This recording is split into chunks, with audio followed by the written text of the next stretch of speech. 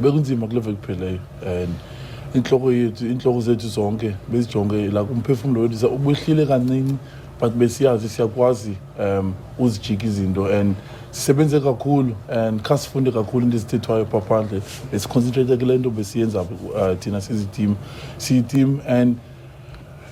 ocoach bethu i-belief abasinike yona especially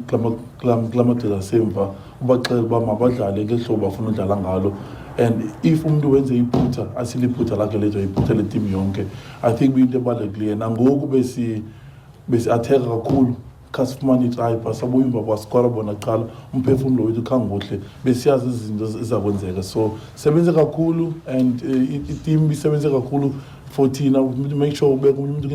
kwindawo right and siyenzile into besifuna uyenza but umsebenzi awukapheli kuninzi into efuneka siyenzile because i-Argentina iyadlala kakhulu so namhlanje sahlala kakhe sizinjoye kakhe nesigoduke ufika kwi-South Africa